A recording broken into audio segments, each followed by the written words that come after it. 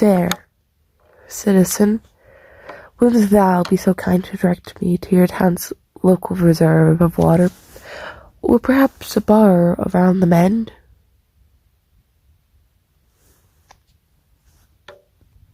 How dare you? You design to claim that I am nothing more than a common rube who relies on cheap tricks to tickle their funny bone. I assure you, I am indeed a knight whose hath strayed away from my path. It requires liberation and provision to regain my strength.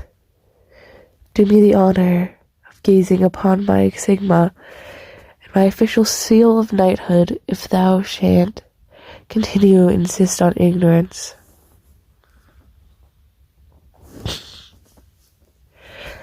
You still don't believeth my words, even if in the face of evidence? Then well, be that as it may, you are clearly a drunk to know what is going on. Else you wouldn't be rambling on about how knights do not belong in the modern day. I do not needeth the validation of some town drunkard, but I digress.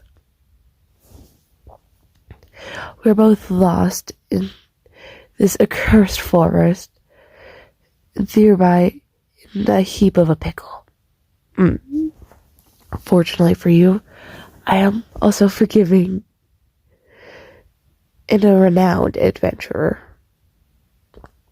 Allow with me to be your guide to bring us to civilized society.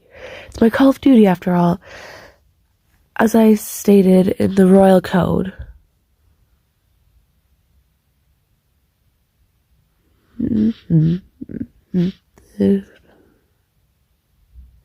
Don't go far from me now.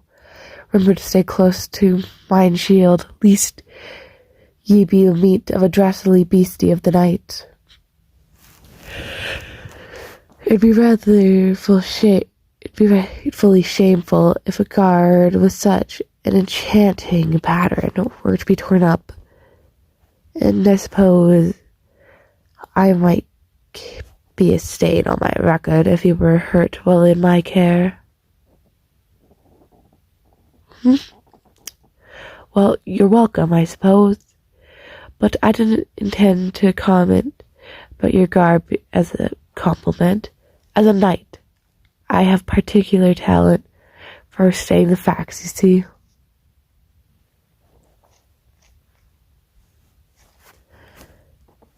You know, I saw a rather interesting hooded garb caught on some branches earlier.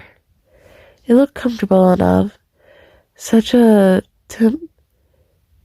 was such tempted to wear it to starve off the cold, but to my horror and closer inspection, I saw it was inked with a crude depiction of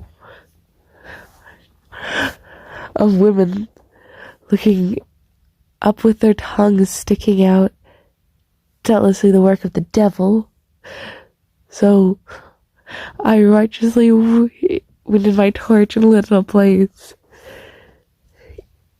If I knew I'd find you, however, I probably wouldn't have used my last torch for that purpose. I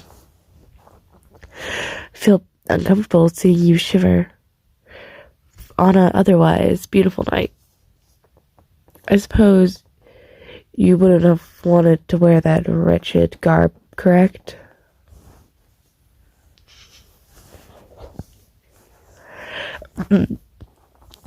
You wouldn't have done the same if you were me? Good. I see we have a lot in common. Or at least in terms of how we use our torches. I'd place you around the upper qualities of traveling companions, judging on how they're going so far. Although that is saying mucheth. Did Did you know I once had a fellow who couldn't tell the difference between wherefore and where? What a worm. He was good at making soups, though, so I can't complain too much.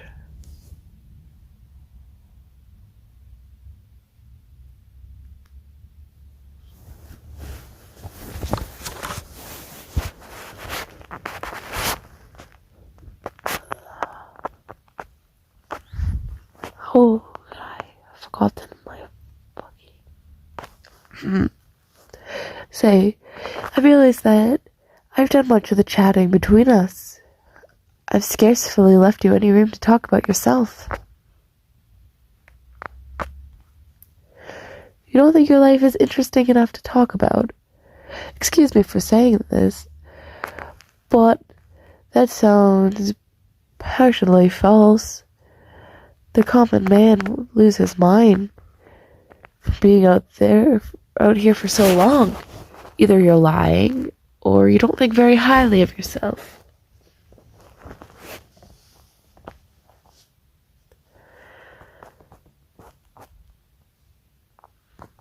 You feel embarrassed talking about your life when mine sounds so impressive in comparison? Well, it might come off a bit of a surprise, but I'm not a very competent adventurer.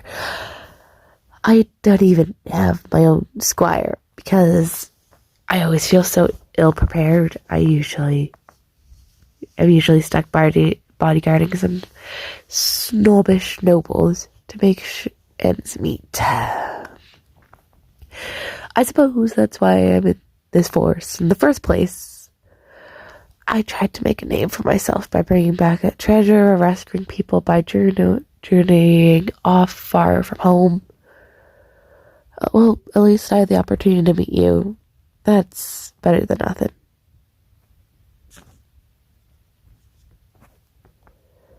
Ugh, goodness gracious.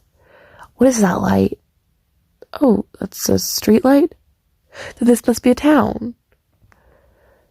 Just from this vantage point, I can see all sorts of advanced